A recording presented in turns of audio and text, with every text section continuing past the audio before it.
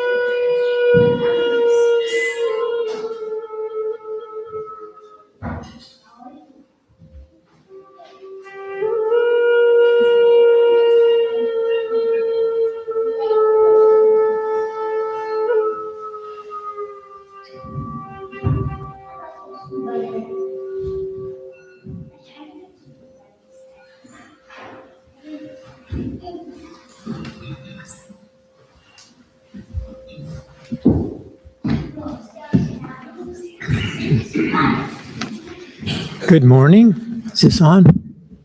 Can you hear me? No, I don't think it's on.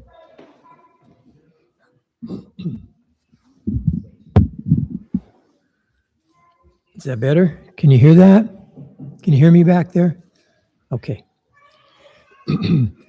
Good morning and welcome. We're glad you joined us for worship today, whoever you are, whatever your theological, spiritual, political, sexual, or racial orientation or gender identity, you are welcome to worship here and become a part of this community.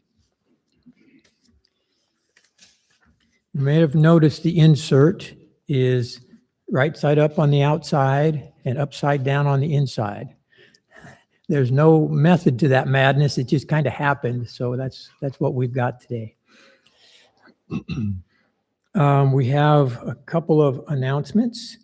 Music and worship meeting on Wednesday at 5:30 and meditation and healing group here at 6:30 on Wednesday.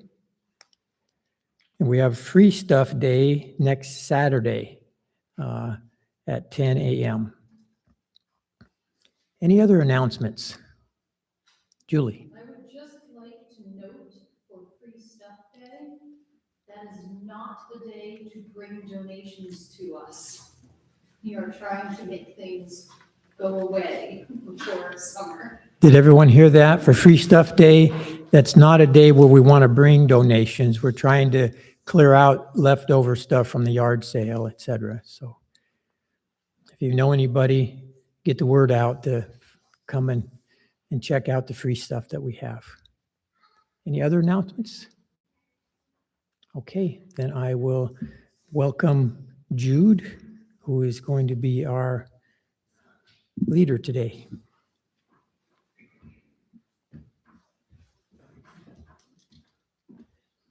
Good morning. Thank you, Mike, and Maddie and Dorothy for that prelude. Excellent job on that singing bowl. Excuse me.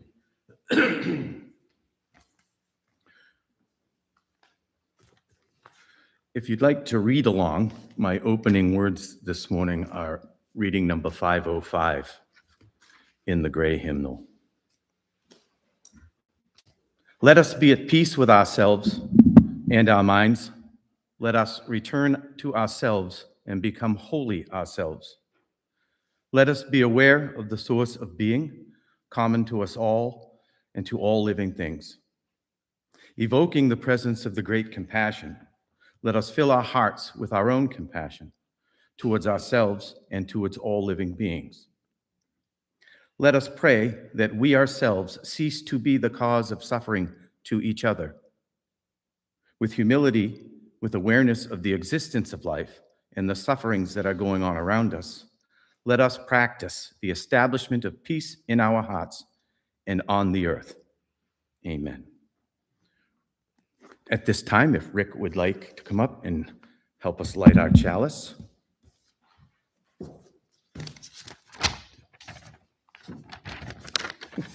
I love my upside down world.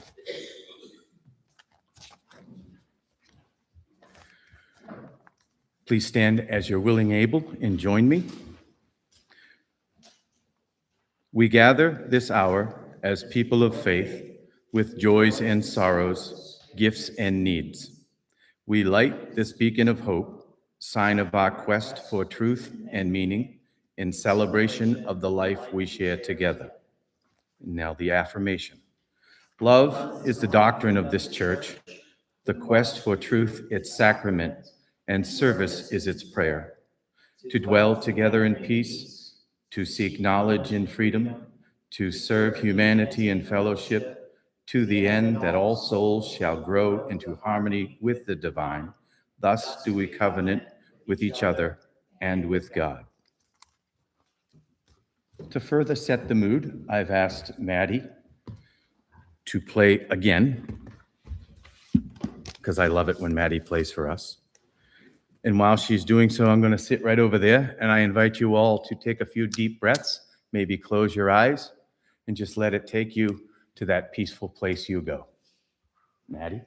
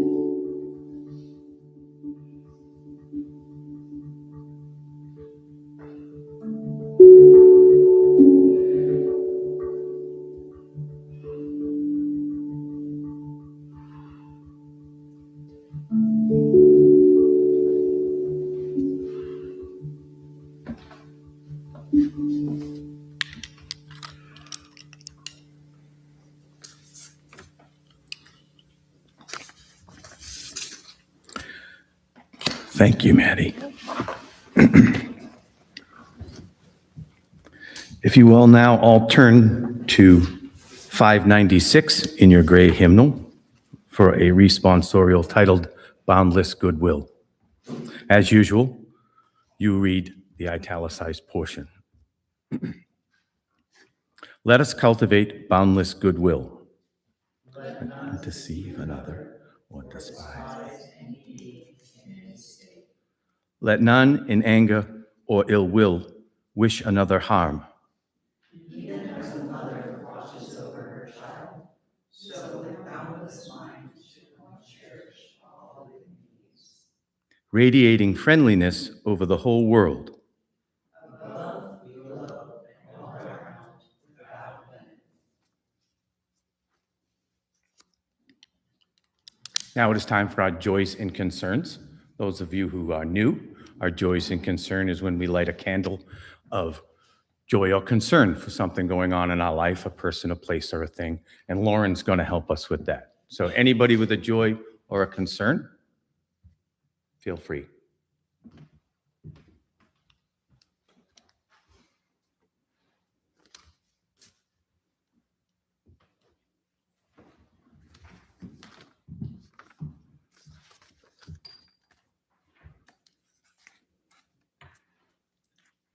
Yes.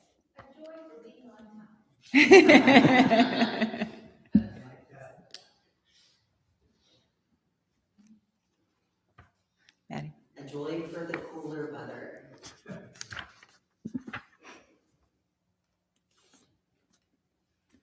Typical spring. Right. A joy for our happenstance train ride.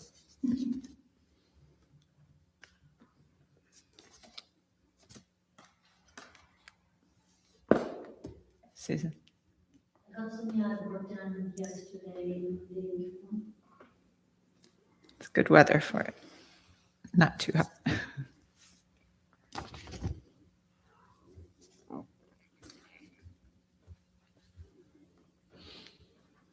If there are no others, I will light one last candle for the joys and concerns we do not feel like sharing today.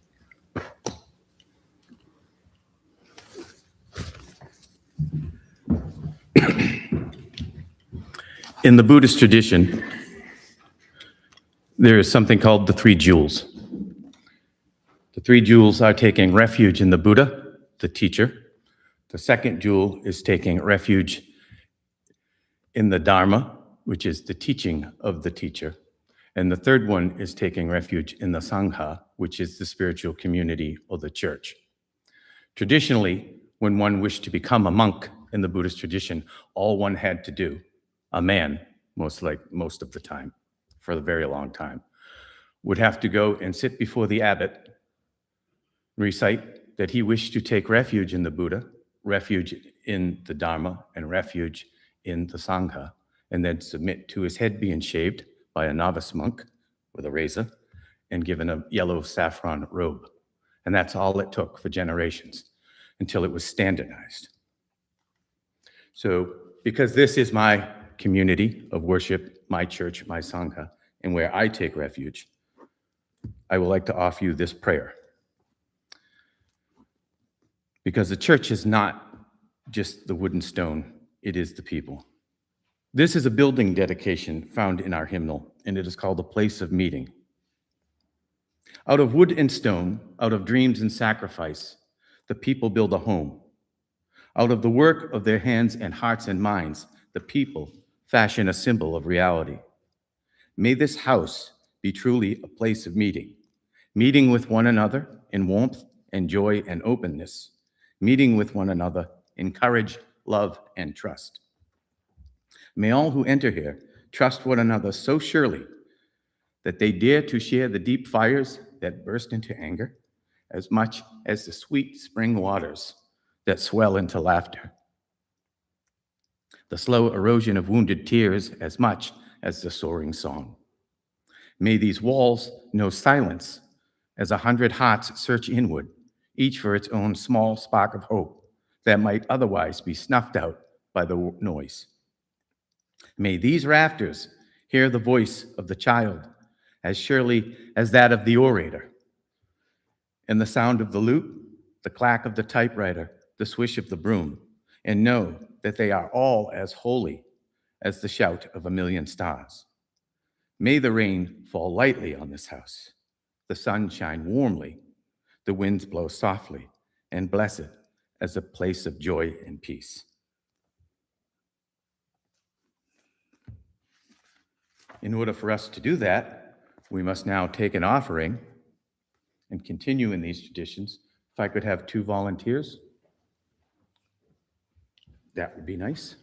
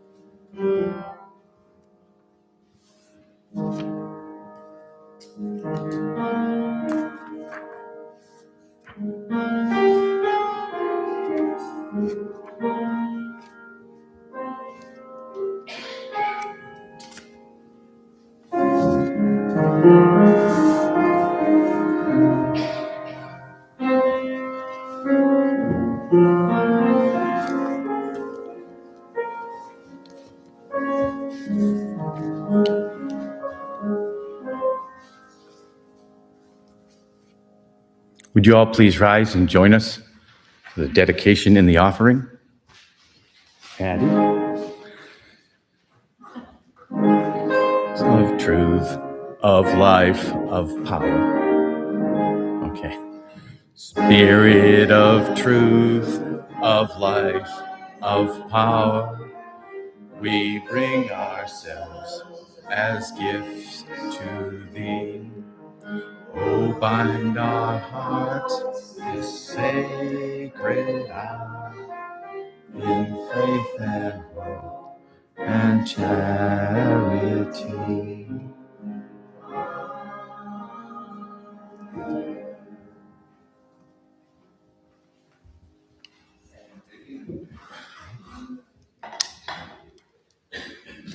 I am going to make use of Maddie as much as in her talents as much as possible in my future services.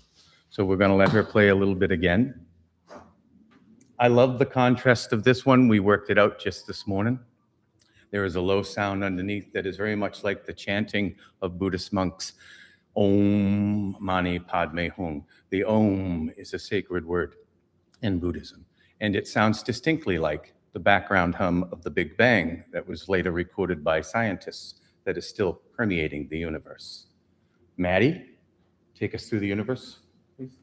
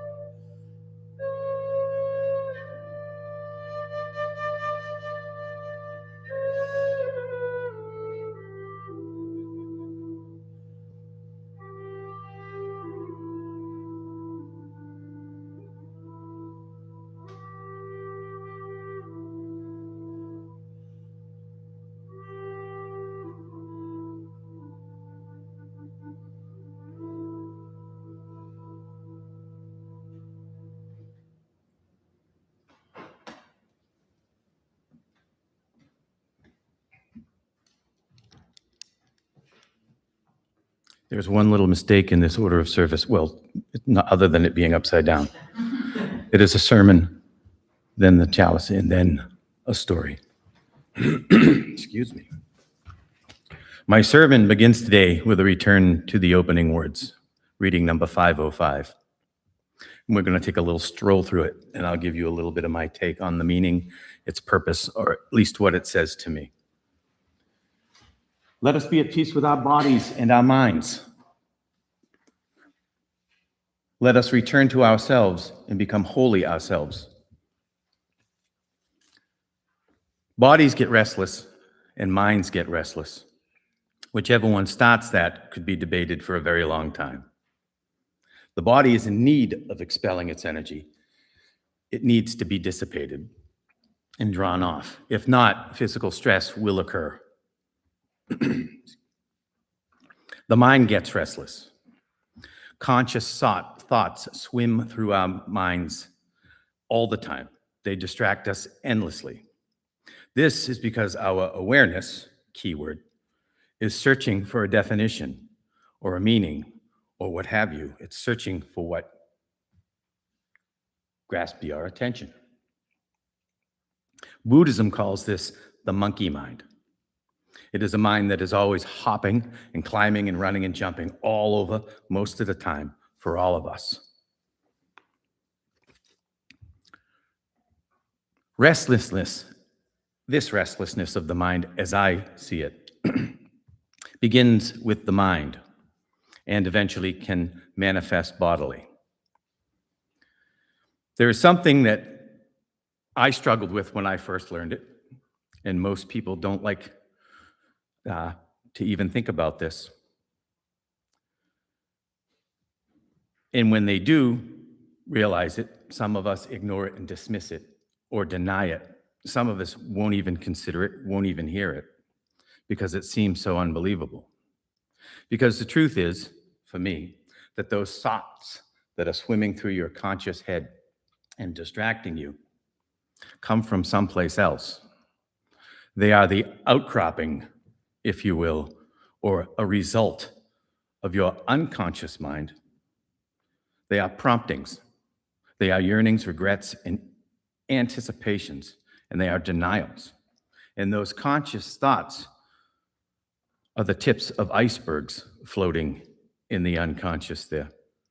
And those thoughts are actually edited versions of those unconscious thoughts, which makes me often wonder, edited by who? I know a lot of people scoff at psychology these days with our knowing of neurobiology and the chemical expressions in the brain. But for me, neurobiology is the brain and psychology is of the mind, which to me are two different things. The brain being a physical apparatus in which mind occurs, and some people say is shared amongst us. So we are restless and somewhat lost. And then we are encouraged to return to ourselves and become wholly ourselves, more fully yourself.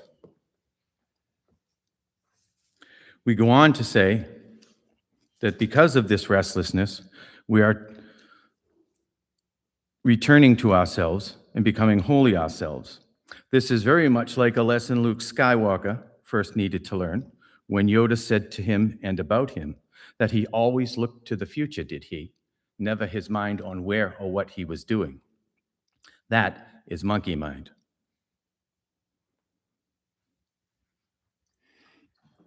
Let us be aware of the source of being, common to us all and all living things.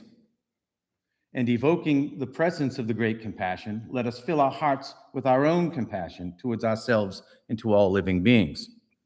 Now, the Buddha taught that there is no distinct individual or soul, what they call the Atman, within us. He rejected the notion that the sense of an individual soul, in the sense of an individual soul to him, as I understand it, is just a recognition of our awareness that has become puffed up and full of itself, so to speak, maybe a delusion of grandeur, maybe. And within the deeper teaching that there is really no individual personhood either, and no God that created you, or I is anything divine. Which makes me wonder why such spiritual sounding words in a Buddhist prayer about being aware of the source of life common to us all and a presence of a great compassion that sounds as if it's coming from elsewhere. But then it says to fill our hearts with compassion. Don't get discouraged. The presence of the great compassion. What is all this spiritual sounding stuff? Filling our hearts with our own compassion kind of reminds me of that idea of God creating me from his divinity and imparting some of that into me and you. Fill your heart with compassion. How do you do that? And can you do it? I've struggled with this. Are you in control enough of your feelings to regulate them? Because I can feel some very powerful feelings, but to emote them acceptably can be a challenge. It reminds me of something like my great Aunt May said years ago. She was always saying things to me and whispering in my ear, sometimes silly stuff. Her name was May Fahey. My great aunt, I call her, but she wasn't even a blood relative. She was, in fact, my great aunt Josephine's sister-in-law that was always around, just like Rita, who I thought was an aunt of mine for years, who was always at every function, family gathering or everything, always there for us, came out in the middle of the night to help you, that type of woman. And she was just my uncle's tenant on the 3rd floor. But she said to me once, not exact words, and I don't know why, but she told me, before you pick up a baby or when it comes to children, be sure to first fill your heart with love, because they will feel it and it will come through. Always make children feel welcome with enthusiasm. It can also translate into confidence and self-worth in later life. I have picked up a bit of this as a meditation over the years of when I meet somebody and I don't like them. You know, every one of us was a child at one time. And psychologically speaking, they say that everybody has that child still within them. So when I meet somebody, I often make a first impression. We all get a first impression. Sometimes that's wrong. And I'm going to tell you something about this, very personal. So I try to approach people and remember that there is a child inside of them and approach them with that kind of compassion. It's not always easy, you know. When I first met our former minister, Judy Campbell, same last name as me, not a blood relative, but her husband is. I didn't like her.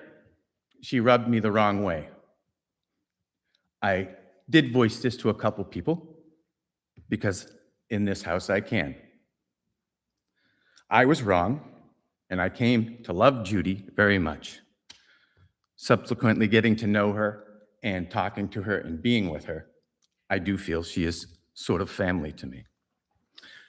I tell you this today because I've already told her, believe it or not. We had a discussion, and I told her that I didn't like you at first. And her reaction was, some people don't. You know, and that confirms that Judy's okay with me. But if you can approach people with that heart of compassion, like you're talking to a child, there's going to be a lot less mistakes made in your life and in your relationships. It gets difficult because can you do that with a person who cuts you off in traffic or in mid-sentence, or even worse? Can you do that to someone who mistreats you because they are miserable? Can you do that? Can you fill your heart with compassion for those MAGAs? Or do you not, or won't you, or will you won't do it because they don't extend that to you? That's the difficult part. And that is why we're called to pray that we ourselves cease to be the suffering of others. And in the Buddhist tradition, you're suffering yourself. It begins with the suffering inside yourself because life is suffering, according to the Buddha. And we do it because we want things to be different, which we'll get into more in a little bit. But that is why we're asked in this prayer to cease to be the cause of suffering to each other, with humility, with awareness of the existence of life and the sufferings that are going on around us. Let us practice the establishment of peace in our hearts and on earth.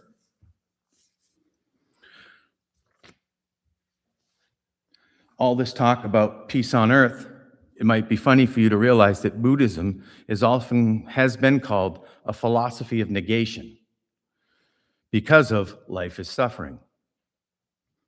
Life is suffering, get used to it, is pretty much the Buddha's first teaching. It is full of suffering because we want situations or feelings to be other than they are. We are dissatisfied and restless with a monkey mind. So it follows that if you're suffering, you're also the source of your liberation from that suffering, the Buddha teaches. Because it is that grasping and clinging and desiring things outside of us to change, when in truth, we can only change ourselves.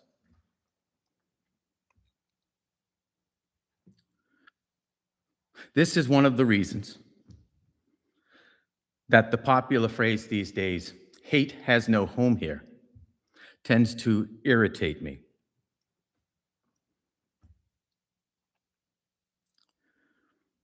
I would really like to recast that phrase as hate is not nurtured here.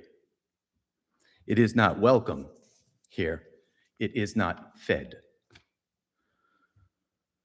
I cannot recall, and I tried to look it up, didn't have time, which of the survivors of the Nazi death camps, whether it was Elie Wiesel or Viktor Frankl, who said the line of good and evil, love and hate, runs through the center of every human heart. That at any given moment, each of us has the choice to be kind or cruel, good or evil. And it reminds me of an old silly hippie song. Some might say silly. You might know it. Come on, people now, smile on your brother. Everybody get together, try to love one another. A little out of fashion these days. But there is another line that is an almost exact sentiment of the line of hate and good and evil passing through your heart. It says that you hold the key to love and fear in your trembling hand. Just one key unlocks them both. It is there at your command. Again, it's not easy. But you do have that choice at every moment to be good, to be bad, to be kind or considerate, or dismissive and cruel.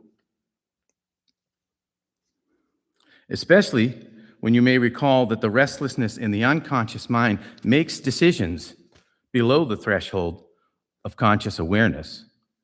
When something goes bump in the night, or someone steps out and says, boo, the freeze, flight, or fight response decides for you. That is not a conscious decision.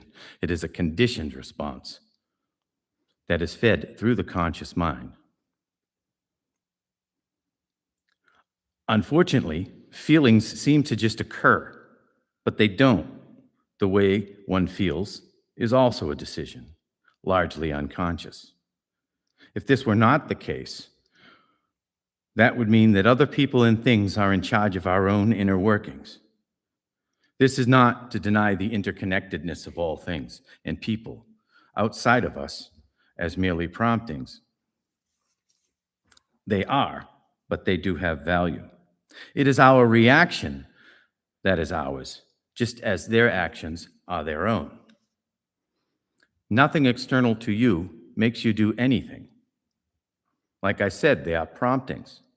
For me, tequila is always there, but it is not responsible for my alcoholism.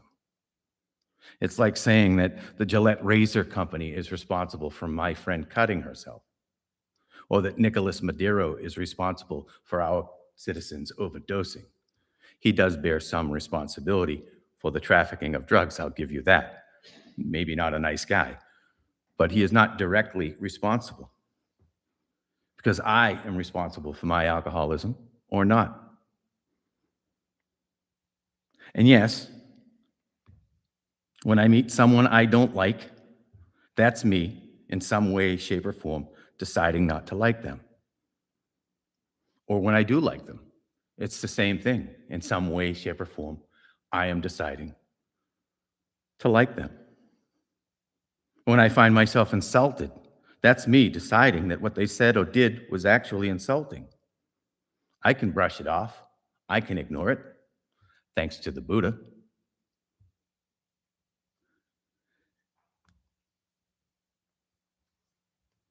And even when I go somewhere and I find myself uncomfortable, that's me choosing to be uncomfortable.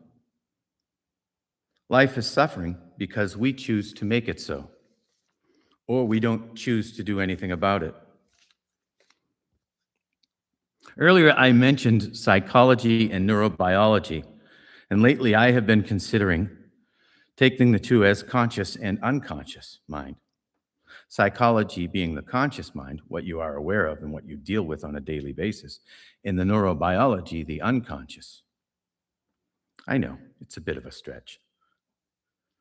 There is a man I have read and studied quite a bit for most of my life, and his name is Alan Watts. If you've never heard of Alan Watts, I'll give you a little heads up. They call him a counterculture hero now. But from the back of his book, before he became a counterculture hero, Alan Watts was known as an incisive scholar of Eastern and Western psychology and philosophy. In this 1961 classic, Watts demonstrates his deep understanding of both Western psychotherapy and Eastern spiritual philosophies. He was an Anglican minister who grew up in, I believe, Japan, because his father was a missionary. And he was at one time chaplain at Northwestern University. Unfortunately, he died 2 years after I was born. But I'm going to read you a few paragraphs from his book. A couple of them are very hefty, so bear with me. There's a little bit of a preamble here. He says that if we look deeply into such ways of life as Buddhism and Taoism or Vedanta and yoga, we do not find either a philosophy or a religion as these are understood in the West. We find something more nearly resembling psychotherapy. This may seem surprising, for we think the latter is a form of science, somewhat practical and materialistic in attitude, and the former as extremely esoteric religions concerned with the regions of the spirit, almost entirely out of this world. But the main resemblance between the Eastern ways of life and Western philosophy, Western psychotherapy, is in the concern of both with bringing about changes of consciousness, changes in our ways of feeling our own existence and our relation to human society and the natural world. Psychotherapists in the West have been, for the most part, interested in changing consciousness of the disturbed. But it can be helped with those of us who consider us not disturbed.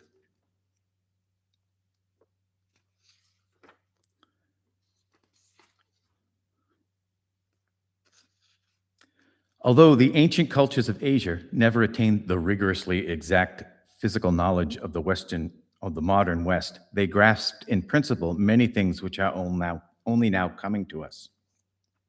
Because Hinduism and Buddhism are impossible to classify as religions, philosophies, or science, or even mythologies. Because they are an amalgamation of all four, because departmentalization is a foreign concept to them, in even such a basic form as the separation of the spiritual and the material. Here's where it gets heavy. Bear with me. Psychotherapy has been concerned with the violence done to the human organism and its functions by social repression. Whenever the therapist stands with society, he will interpret his work as adjusting the individual and coaxing his unconscious drives into social respectability. But such official psychotherapy lacks integrity and becomes the obedient tool of armies, bureaucrats, churches, corporations, and all agencies that require individual brainwashing. On the other hand, the therapist who is really interested in helping the individual is forced into social criticism. And this does not mean that he has to help the individual in liberating himself from various forms of social conditioning, which includes various forms of conditioning, which include hating the conditioning.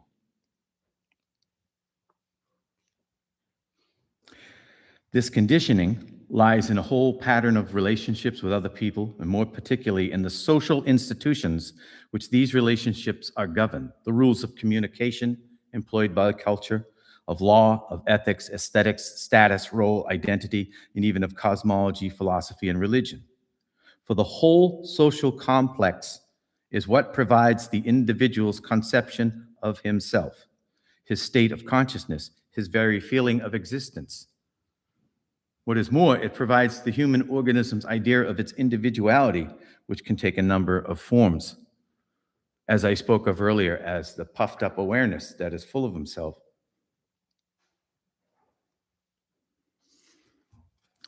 He goes on to say that seeing this, the psychotherapist must realize that his science or art is misnamed, for he is dealing with something far more extensive than psyche and private troubles.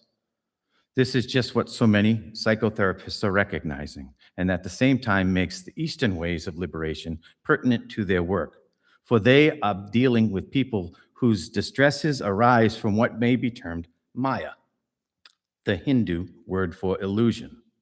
And it's not so much illusion as it means play, playfulness. If you may have paid attention at my previous Hindu services, it is often said that the universe is God playing hide and seek with itself. They are dealing with people whose distresses arise from what might be termed Maya. And the aim of Maya, or playfulness, is not to be taken seriously. Play is not to be taken seriously because, in other words, the ideas of the world and of oneself, which are social conventions and institutions, are not to be confused with reality. I read you all this because lately I've been worried about the effects of social media on the mind, especially young people. Because naturally, we are in this illusion, this Maya. And Maya is not to be construed as something fake or false, a false thing before you. But culture, we are embedded in it. And we are embedded in it so much that we take it for the truth of what actually is, when there may be some other truth out there. As if because I am a male, I should not cry or have my hair so beautifully dyed, or that a woman must be submissive, dainty, and all that. It is also why we have such a hyper macho culture, because people don't examine these things thoroughly enough, in my opinion. There is so much natural cultural imprinting that it is exacerbated by social media. And I have to tell you that I am coming to the conclusion that social media has to go, or at least split apart. I have become to think of it as a cancer upon our society. And I am tending to a legal, I sometimes get so worked up that I tend to a legal case or argument for it being a matter of depraved indifference to parents that won't educate themselves about it, and or maybe consider severely restricting access to social media to anyone under the age of 16. As the American Medical Association recommends, anyone under 21 only have 4 hours of screen time a week. Culture and art change society, and social media is a form of culture and art, akin to a Jerry Springer, if you ask me. But Culture and art really do change society more than any legislation. You know, you can legislate all you want about people's behavior, but it's going to be Madonna in her movie Truth or Dare that influences people more. I know that's a bit of a dated reference, but Madonna's still around. Also, memes influence society. There is another guy, Noah Levine, who wrote a book about Buddhism, and he calls him Sid because his name was Siddhartha. This book here, Against the Stream, is a little lighter than this heavy version, but they both tend to say the same thing. And I won't be reading all day, just a few more. Just a little review, because the Buddha is not a god or a deity to be worshipped. He was a rebel and an overthrower, the destroyer of ignorance. I like that one. The great physician who discovered the path for freedom from suffering. It is not a faith-based philosophy, but an experiential one. He actually gave his first teaching, and at the end of it, said to his listeners, "That's what I think." Basically, I'm paraphrasing, but he said, "That's what I think. I might be wrong, but it works for me. If it works for you, use it. Feel free. If not, find something that does. Don't give up." He was a sage. There was a sage that foretold his coming, and that he was prophesied that he would be a great spiritual enlightened leader. His parents didn't want that, and they kept him in the palace till he was about 16, 17, some say 20 years old. And it worked for a while, but he got restless, the monkey mind again. So he talked a servant, when he was in his 20s, into sneaking him out of the palace and showing him around. So he did, and they found what they call now the 4 messages. The first messenger was sickness and death. For the first time in Sid's life, he saw people who were suffering from disease because of his isolation. He'd never seen it before. Most of us grow up knowing about that experience on some level, but he did not. It's a normal part of our lives, but not his up until this time. And he realized that we, for the first time, what people much younger than him noticed, not being walled up, that we eventually get sick or experience disease. The second messenger, he noticed, was a very old and frail person.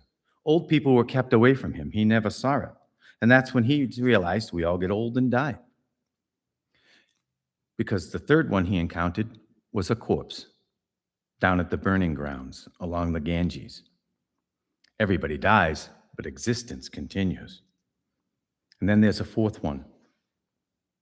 The fourth messenger was a wandering spiritual seeker. Sid had never seen one of those before. And he asked his attendant what the guy with the robes was doing. His attendant said, "Oh, that's a sadhu. That is someone who has dedicated his or her life to understanding of life and death, a person in search of understanding reality." And that's when he decided to become a spiritual seeker, and he vowed to overcome suffering and to awaken to the truth. So he hit the streets. His attendant took him to the edge of town, and Sid slipped away, shaved his head, took off his gold and fine clothing, put some rags on his body, and took off on foot into the wilderness. He sought many spiritual masters, but it was all about mortification and denying of the flesh and not eating and starving yourself. And he did that for a while. And then he realized one day, damn, I'm hungry. This is ridiculous to starve myself. Because no matter what these practices did, he always came back to the monkey mind. He was always dissatisfied. They did not lead to liberation.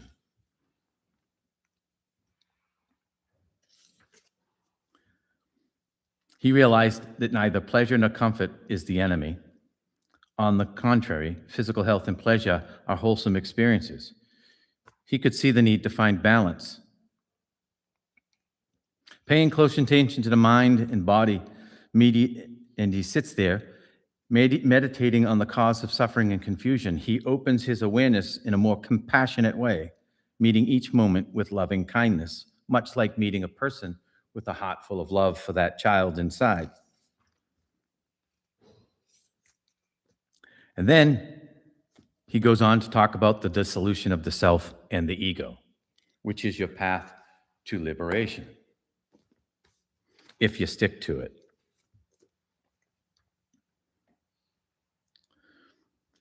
I would like to tell you a little story in closing.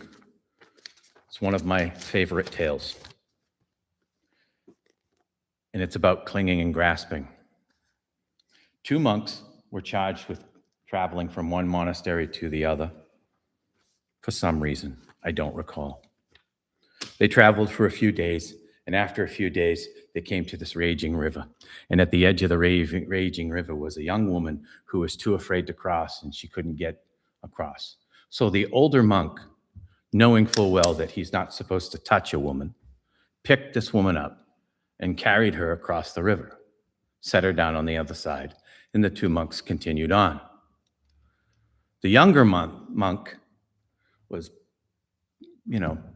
complaining the whole time, grumbling about, you touched that woman. How could you do that? How can you violate your oath? That is disgusting. You shouldn't have done that. You need to be cleansed. You need some sort of ritual. He nagged them for almost a day. And the older monk was very patient. And then a second day went by and the guy stopped talking to him, and the third day went by. And finally on the 4th day, the younger monk really led into him and said, how can you do that? You shouldn't have done that. You're tainted now. And the older monk turned to him and said, yes, but I put that woman down 3 days ago, and who's still carrying her now? So you got to let it go. He had to let it go.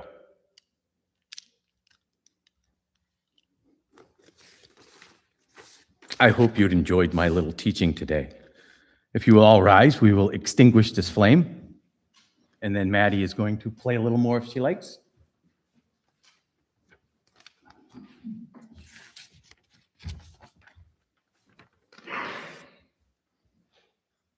We extinguish this flame, but not the light of truth or the warmth of community or the fire of commitment. These we carry in our hearts until we are together again. Thank you again for indulging me.